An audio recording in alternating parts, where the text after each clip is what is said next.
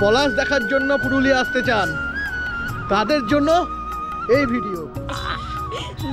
দারুণ দারুণ দারুণ, পুরো একেবারে লাল আভায় রাঙানো পুরুলিয়া। বিশ্বকবি বলে গেছেন, আজি বসন্ত জাগ্রত দ্বারে, তব অবগুণ্ঠিত কুণ্ঠিত জীবনে করোনা বিলম্বিত দ্বারে। আর ঠিক সেই কারণেই শিমুল পলাশে রাঙানো মায়াবী পুরুলিয়ার হাতছানিতে এবার আমরা ছুটে গেছিলাম এই বসন্তের রাঙানো প্রীতির ছোঁয়া উপভোগ করতে। এইবারের ভিডিওতে সেই গল্পই থাকবে, সড়ক পথে আমাদের পুরুলিয়ার যাত্রা, আর সাথে শিমুল পলাশে রাঙানো মায়াবী পুরুলিয়ার রূপ, ছন্দ এবং গন্ধ। চলুন শুরু করা যাক। আজকে শুরু হচ্ছে আমাদের আরও একটা সিরিজ, সেটা পুরুলিয়া। আমরা দেখতে চলেছি পুরুলিয়ার পলাশে ভরা লাল পুরুলিয়া। আর এবার আমাদের সাথে রয়েছে আরও দুজন, তাদের আপনারা আগেও ভিডিওতে দেখেছেন, আপনাদের সাথে আলাপ করিয়ে দেবো। আর এখন আমরা দাঁড়িয়ে আছি এই জয়পুর ফরেস্টের বনলতার সামনে। জয়পুর ফরেস্টের বনলতা খুবই বিখ্যাত, আপনারা জানেন সবাই। আমরা এখন দাঁড়িয়ে আছি ঠিক জয়পুর ফরেস্টের বনলতার সামনে। দেখুন জায়গাটা।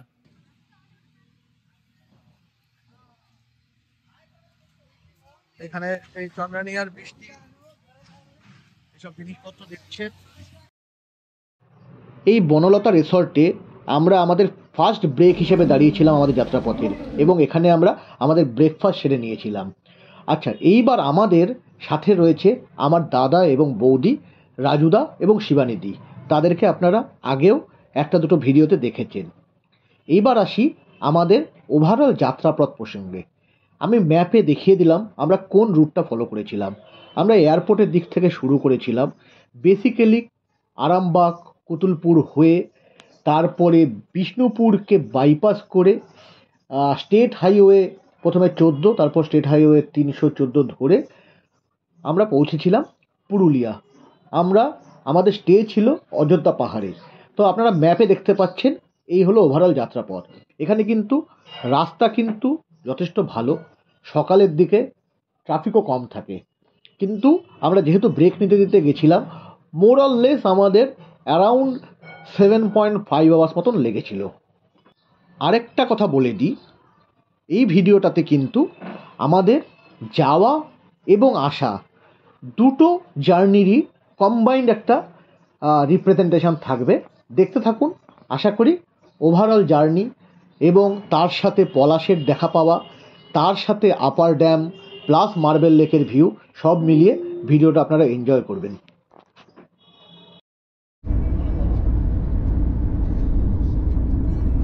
ব্রেকফাস্ট সেরে বনলতার থেকে আমরা এখন চলেছি পুরুলিয়ার দিকে।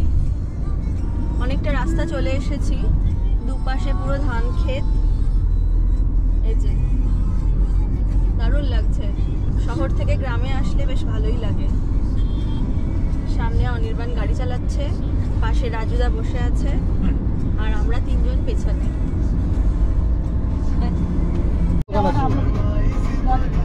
দেখো আগুন লেগেছে কাছে কাছে,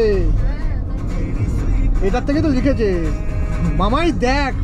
ও কি সিন গো, এ তো খালি ছবিতে দেখেছিলাম।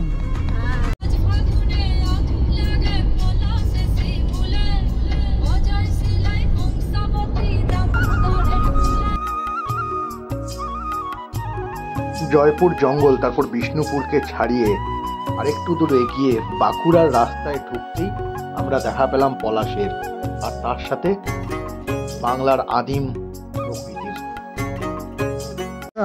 পুরুলিয়া ঢোকার পথে একটা জায়গায় দাঁড়িয়েছি, একটা পুকুর পাড়ে। দেখুন কিরকম পলাশ হয়ে রয়েছে,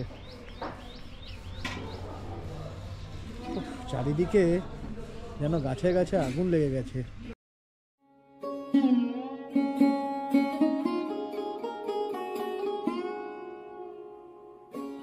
পুরুলিয়ার রাস্তায় ঢুকে এই প্রকৃতির রূপ দেখতে দেখতে কবিতার কয়েকটা লাইন মাথায় এলো। শান বাঁধানো ফুটপাতে পাথরে পা ডুবিয়ে এক কাঠখোট্টা গাছ, কচি কচি পাতায় পাঁজর ফাটিয়ে হাসছে। ফুল ফুটুক না ফুটুক আজ বসন্ত। এই লাইনগুলো কিন্তু কবি সুভাষ মুখোপাধ্যায়ের ফুল ফুটুক না ফুটুক কবিতা থেকে ধার করলাম। আমরা এখন পার করছি কংসাবতী নদী, যাকে আদর করে বলা হয় কাঁসাই নদী, কিন্তু নদীতে জল নেই। আর এটা কংসাবতী নদীর উপর দিয়ে ব্রিজ।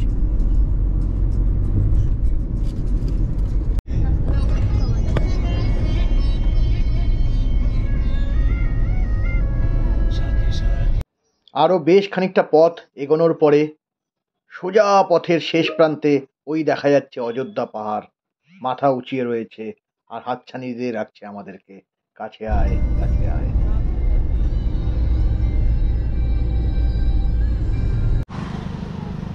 ওই যে দূরে দেখা যাচ্ছে অযোধ্যা পাহাড়ের রেঞ্জ, আর আমরা এই রাস্তার মাঝখানে দাঁড়িয়েছি একটু আখের রস খাওয়ার জন্য। বেশ লম্বা ড্রাইভ চলছে, ও তো বোর হয়ে গেছে বৃষ্টি। আর তো একটু মোশন সিকনেস আছে।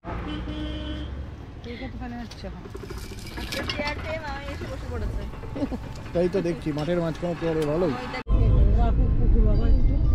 আখের রসে গলা ভিজিয়ে এনার্জি সঞ্চয় করে আমরা আবার রওনা দিলাম। পুরুলিয়ার এই রূপ দেখেই সত্যজিৎ রায় তার বিখ্যাত সিনেমা গোপীগাইন ভাগাবেনে বলেছিলেন, এই দৃশ্য দেখি অন্য, এ যে বন্য কি অরণ্য, এথা দিনেতে অন্ধকার, এথা নিঝুম চারিধার, এথা ঊর্ধ্বে উছায় মাথা দিল ঘুম, যত আদিম মহাদ্রম।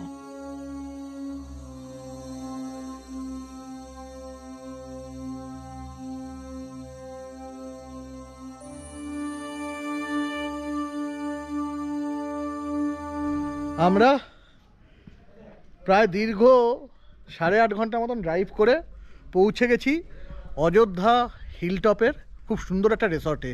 রিসর্টটার নাম কল্যাণ ফরেস্ট রিসর্ট।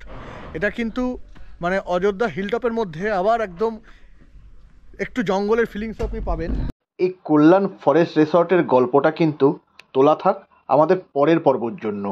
আমরা পুরো ডিটেলসে আপনাদেরকে ঘুরিয়ে দেখাবো এই রিসর্টটা। আজকে চলুন আমাদের রোড ট্রিপটাকেই কন্টিনিউ করা যাক। আমরা রিসর্টে এক রাত থাকার পরে পরের দিন চেক আউট করে বেরিয়ে বিভিন্ন সাইট সিন দেখতে দেখতে কীভাবে আবার রোড ট্রিপ করে বাড়ি ফিরলাম পলাশ দেখতে দেখতে, চলুন সেই গল্পটাই আবার কন্টিনিউ করি।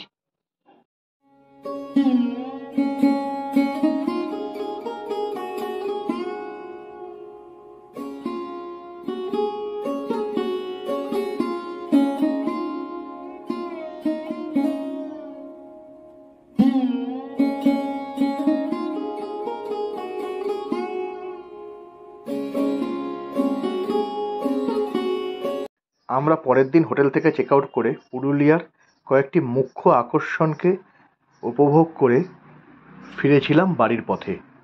একটা কথা এখানে অবশ্যই বলে রাখা উচিত, এই যে দীর্ঘ যাত্রাপথ তার শ্রেয় ভাগ ম্যাক্সিমামটা কিন্তু ড্রাইভ করেছে রাজুদা। মানে হ্যাটস অফ। এই টানা আমি তো মাঝে মধ্যে অ্যাকচুয়ালি স্টিয়ারিং হাতে ধরছিলাম, অল্প খানিকক্ষণ করে চালাচ্ছিলাম, কিন্তু যে স্ট্যামিনা এবং ধৈর্যের সাথে রাজুদা গাড়ি চালিয়েছে সেই জন্যই আমাদের এই ট্যুরটা সম্ভব হলো। Thank you রাজুদা।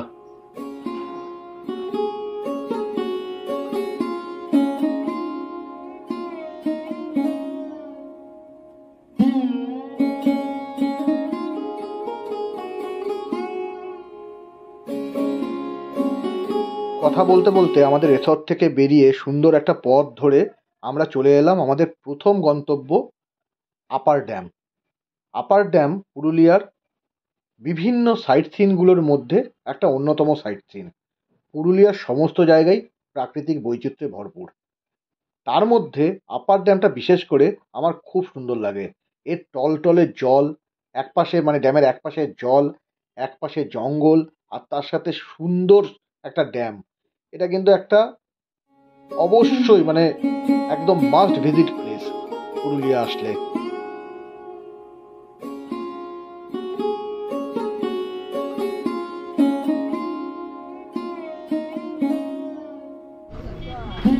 রাজুদা বলো কি অনুভূতি তোমার? অসাধারণ অনুভূতি, অসাধারণ অনুভূতি। পাগল হয়ে যাচ্ছি প্রকৃতি দেখে।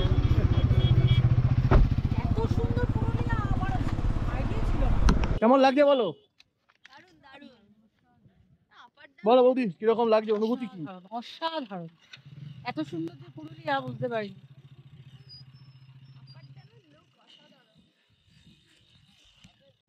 আমরা এখন আপার ড্যামে দাঁড়িয়ে আছি। এই আপার ড্যামের এই পাশে জল আর এই পাশে দেখুন জঙ্গল।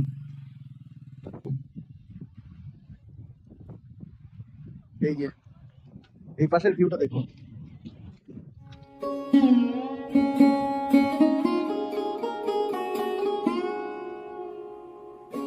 আমরা চলে এসেছি আমাদের নেক্সট মানে ডেস্টিনেশন। কোথায়? Marble lake. চলুন মার্বেল লেকটা আপনাদের দেখিয়ে দিই। আর এখানে দেখছি পলাশের গাছ। এখানে বৃষ্টি কিনেছে পলাশের মালা।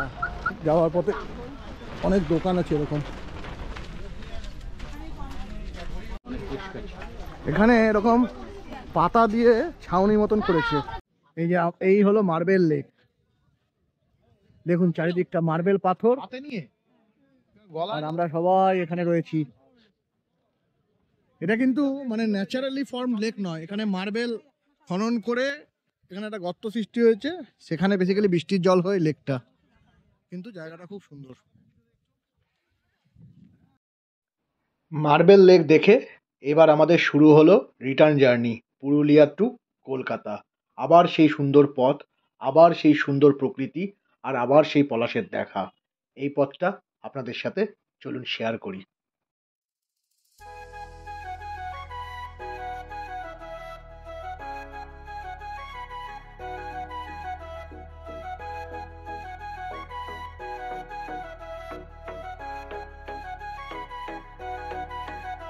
তোমার মাঝারে রাখিব ছেড়ে দেব না, তোমার মাঝারে রাখিব ছেড়ে দেব না, ওরে ছেড়ে দিলে সোনার গৌর আর পাবো না, খেপা ছেড়ে দিলে সোনার গৌর আর পাবো না, না না ছেড়ে দেব না, তোমার মাঝারে রাখবো ছেড়ে দেব না, তোমার বুক মাঝে রাখবো ছেড়ে দেব না।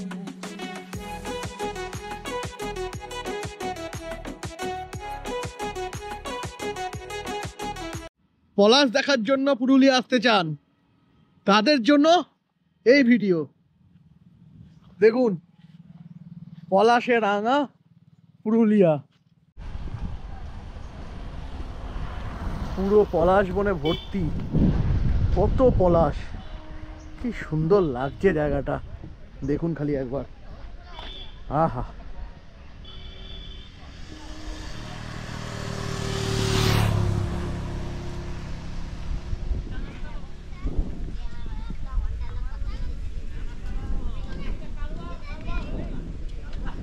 দেখুন এখানে একদল ছেলে এরকম পলাশ ফুল থেকে মালা বিক্রি করছে, মালা বানিয়ে বানিয়ে। দেখুন পলাশ রানীকে, পলাশ বনের পলাশ রানী। চুলটা একটু আপনারা যদি মানে লাল আভায় রাঙানো পুরুলিয়া দেখতে চান, তবে কিন্তু মানে যে পুরুলিয়া যে ফেমাস জায়গাগুলো, অযোধ্যা পাহাড়, তারপরে আপনার ধরুন আপার ড্যাম, মার্বেল লেক, এই জায়গায় কিন্তু পাবেন না। আপনাকে একটু অফবিটে আসতে হবে, তখন আপনি দেখতে পারবেন পুরো এরকম রাঙানো, লাল আভায় রাঙানো পুরুলিয়া। আজ ফাগুন লেগেছে বনে বনে, আজ আগুন লেগেছে বনে বনে।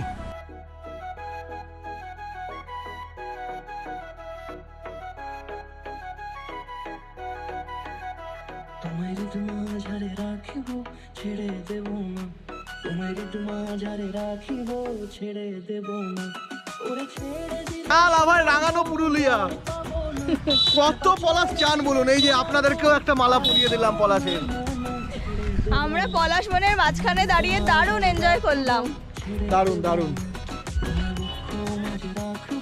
ছেড়ে দেব না। আমরা আমাদের রোড ট্রিপের এই একটা হোটেলে দাঁড়িয়েছি, হোটেল রয়্যাল ইন, লাঞ্চ করার জন্য। চলুন দেখি কি খাওয়া দাওয়া পাওয়া যায়। এখানে থালি দিয়ে গেছে, করবো তাহলে। এখানে কি কি আছে? অনেক কিছু, একটু গরম গরম ভাত, তারপরে ডাল, আলু ভাজা, এখানে পোস্ত, এখানে একটা তরকারি রয়েছে, এটাও মনে হচ্ছে একটা মিক্স ভেজ রয়েছে, এখানে পাঁপড়, স্যালাড, দই, কাঁচা লঙ্কাও দিয়েছে। রুই মাছের পেটি দিয়ে গেছে। এই দোকানটা মানে পুরুলিয়া থেকে ফেরার পথে আমরা পেলাম, ভাবছিলাম কেমন হবে খাওয়া দাওয়ার, সত্যিই ভালো তাই না? তো এটা আপনারা খেতে পারেন, রেকমেন্ডেড।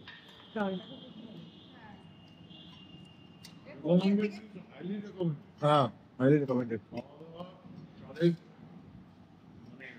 ভালো চা, বেশ ভালো। একটা খুব সুন্দর লাঞ্চ সেরে আমরা এবার রওনা দিলাম বাড়ির উদ্দেশ্যে। আশা করি এই পলাশে রাঙানো পুরুলিয়ার রোড ট্রিপ আপনাদের ভালো লাগলো। পরের পর্বে আমরা ফিরছি পুরুলিয়ার খুব সুন্দর একটা রিসর্ট নিয়ে, যেখানে আপনারা প্ল্যান করে চলে আসতে পারবেন। আজকের মতন ভিডিওটা এখানেই শেষ করলাম। সবাই খুব ভালো থাকবেন।